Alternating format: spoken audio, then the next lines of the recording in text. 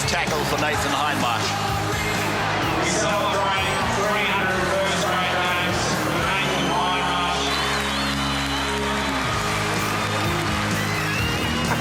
Hindmarsh. The biggest rose tattoo fan in Australia is Nathan Hindmarsh, giving it all, of course, in his final season in the National Rugby League. The man himself is with us on NRL On Fox. You love angry, don't you? I know I do.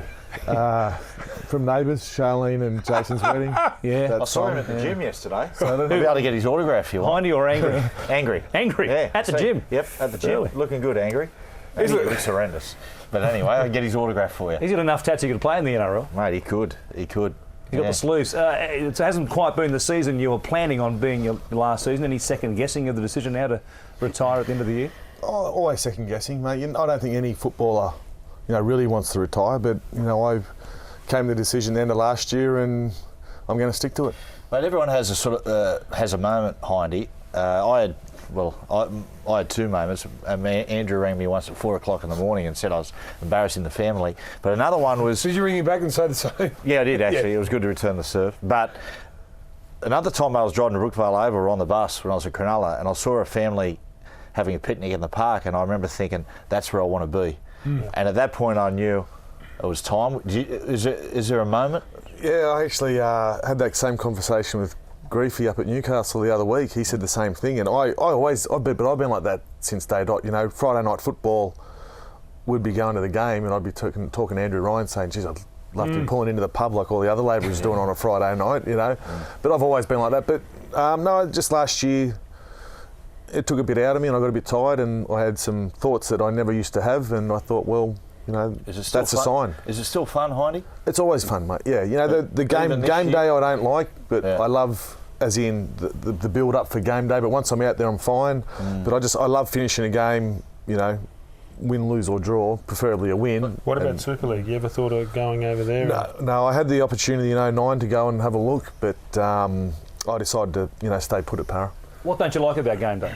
What is it? The nerves? Oh, just the nerves. The expectations of what people expect from you. No, it's your expectations of yourself. Oh, and I suppose, I still want to be able to do what I want to do when I was, 25, 26, all that type of stuff. What about secret? I mean, you look, when you're on the field, you look tired, but you never are. You always play 80 minutes easily.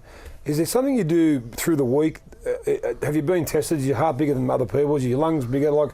How do you do it? How do you make 60 tackles a game, 20 hit-ups a game, and do it 26 rounds a year for 80 minutes? Is there something biologically that you... No, it's just determination. There's a lot of players out there that do similar things. In our own team, Matt Keating, who doesn't get the raps he deserves. You've done it for 12 years, behind you. Yeah, but I think Keats is the type of bloke who... Mitchie Allgood, who's got a start, who deserved to start in the City side. I think he's going to be one of those players that will just put in, no matter where you're sitting on the field.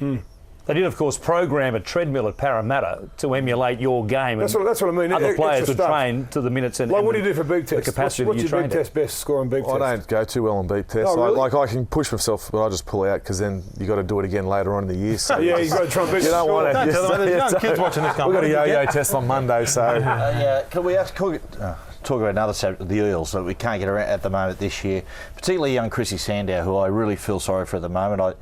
I think he's a terrific player, and I think he's a real character and a terrific bloke. At the moment, Hindy, there's been all sorts of things said about him. He's overweight. Is it purely and simply just a young fella really down in confidence? I think so. Yeah. He came to the club full of confidence, and we were hoping he was going to bring that with him. But in saying that, the team's not playing with too much confidence either at the moment. We're trying a lot of stuff, but it's just not working for us, and then you come off the field even more frustrated. So it's hard to pick your confidence up. But the good thing is, we're turned up to training Monday and we're ready to go again, and we're putting in. He's playing in the New South Wales Cup this week. Do you agree with that decision from Stu Kearney? It's a hard one, mate. I think if Chrissy goes back there and plays a good game, I think that will improve him for the week going in against the Tigers on Sunday. So I'm going to say, yeah, I do agree with it. He's young. He's got a lot of miles left in his legs. He doesn't need the rest. So if it's going to improve his confidence going in against the Tigers, well, why not? And it's different on television. You heard Peter Sterling, who he never bags anybody, so it must have been hard. Is Chrissy overweight? Was his pre-season good? Well, you mean because he's always been a little nugget. He's always been a little barrel. Barrel chested well, yeah, well, Willis from- playing against him, Coleman. you know, grabbing a few love handles, we know he's not the slimmest bloke when he's play against him. But I don't know what his pre-seasons have been like everywhere else. But I thought he put in really well at Para during the summer. That comparison right there, Yeah. I mean, there does look to be a bit of a change in body shape, a little more tummy perhaps in 2012 compared to what we saw in the South. Was that later in the year or right at the beginning? I of the guess that's season true. as well? The thing about it is too, I watched him at the start of the year, and some of his footballers, some of his touches in the early rounds were really good. It's been noticeable as the side's gone downhill and the expectation has started to fall on his shoulders that he's really gone into his shell. Last week there were 2 or 3 moments where he stood, and it is purely and simply, it is a confidence thing. I think if he goes back to New South Wales Cup... Mate, it's the Curry boys. Some of the Curry boys, you know, you see Greg Inglis every off-season, he puts on 12 kilo. Yeah. But in 5 weeks, it's gone. I mean, Semi-Friday, it's gone. Alan Langer, you know, those players. There's players who just carry timber. Yeah. They do. Yeah. Jeremy Smith will be playing for the Kiwis on Friday night in the Test match. Had a little run-in with him over there at Toyota Stadium last Sunday. We're not going to show it, are we? We have to bleep it Hold out. your fire. I hope we've beeped it out. Let's just play it first, and we'll get a reaction from Nathan. This is last Sunday. How far? Move! Oh, come on, Joseph. Come on, mate. Come on.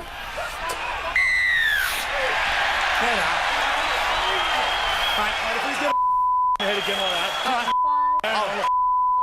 Listen, you speak to me like that. Come back here. Given you just needing the head 2 or 3 or 4 times, I thought you were pretty entitled to say Yeah, that. that was a bit of frustration as well. You know, nothing against Jeremy. He's going to get up and play the ball as quick as he can. He's going to do what he got to do. But I think I was almost standing when the ref blew the whistle. So that's what irked me the most. I hate that the refs are wide up and we can hear them. Because back before they were wide up, they could speak to it. You could speak to each other like men. And these days, I feel that the referees, Tedro's a great bloke, that referee, right? And a really good fella. Yeah, he is slow. He's an ordinary referee, but he's a good bloke. Yeah, he is. And If you just said that to him any other time, if he wasn't wired up, he'd say, "Hindy, I know, mate, come on." But the fact that he's wired up, he feels the need. He's embarrassed. Yep. He feels the need to say, "No, don't speak to me like that."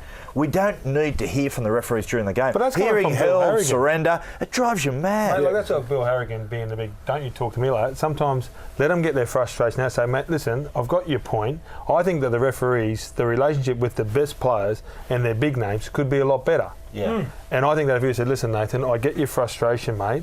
Okay, but you've got to move. Don't talk to me. Don't come in and go away. I think he said that to me later on. I said, I understand your frustration. I think he might have said it actually during that then. He goes, mate, I understand, blah, blah, but because he's mic'd, he's got to say, listen, don't talk to me like that. But I wasn't saying it to him. Can't like Cohen and go, look, mate. They are very aware of the F-bombs being broadcast And to as the I said, masses. if I said it every week, no one would care, but because I've said it once and it blew me. There you go. Maybe you're an As you said outstanding afterwards. citizen. So you're going to Jimmy Barnes tonight? I'm going to Chisel, yeah. We better let you go then. Well, he went on 10 minutes ago. Oh, but okay. Well, let's move on to the mailbag. yeah. People He's can find waiting. the mailbag. Let us know what they think about